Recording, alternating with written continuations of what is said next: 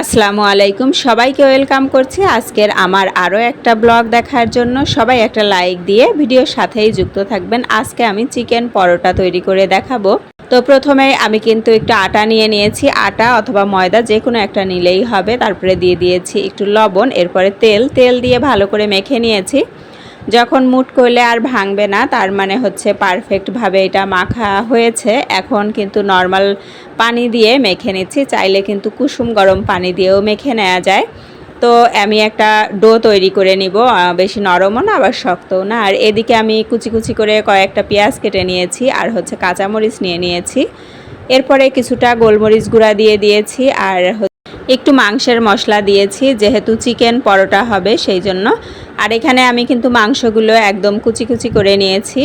আর এরপরে পেঁয়াজ মরিচের ওইটার মধ্যে কিছুটা লবণ দিয়ে দিয়েছি, আর একটু আটা দিয়েছি। দিব হচ্ছে ডিম। আমি এখানে 2টা ডিম দিচ্ছি। ভাবছিলাম যে আমরা 4 জনের জন্য করব, তো আমার বাসায় গেস্ট এসেছে, যার জন্য পরিমাণটা বাড়িয়ে দিতে হলো। আর এদিকে আমার মানে মাংসটাও একটু কম হয়ে গিয়েছে, ভাবছিলাম একটা পরোটা তৈরি করব।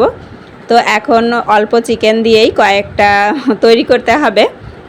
আর এটার মধ্যে আরও একটা মশলা দিব, সেটা হচ্ছে ম্যাজিক স্বাদে মশলা যেটা পাওয়া যায়, ওটার আমি 1 প্যাকেট পুরোটাই কিন্তু দিয়ে দিয়েছি। এখন এটা হচ্ছে একটু ফেটিয়ে নিব, অনেক বেশি ফেটানো যাবে না। তো আমার বাচ্চারা আবার বলছে ওরা ফেটাবে, ওরা ফেটাতে গেলে তো বেশি ফেটিয়ে ফেলবে। তো যাই হোক, এখন আমি কিন্তু পরোটা বেলে নিয়েছি। নেয়ার পরে একটু আটা ছিটিয়ে দিব, শুকনা আটা ডাস্ট করে দিলাম। এখন এই যে ডিমের মিশ্রণটা কিন্তু দিয়ে দিব। আর আমার চিকেনের মধ্যে কিন্তু সব মশলা দিয়ে সেদ্ধ করা, যার জন্য আমি আলাদা কোনো মশলা অ্যাড করিনি।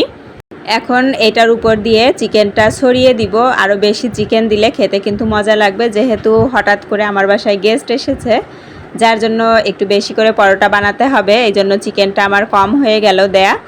আর এখন আমি আরও একটা পরোটা বেলে নিয়েছিলাম, এভাবে উপর দিয়ে কিন্তু ঢেকে দিয়েছি। চিকেন দিয়ে তো আর এটা বেলা যাবে না, তো এইভাবে করে মুখটা কিন্তু আমি সিল করে দিব।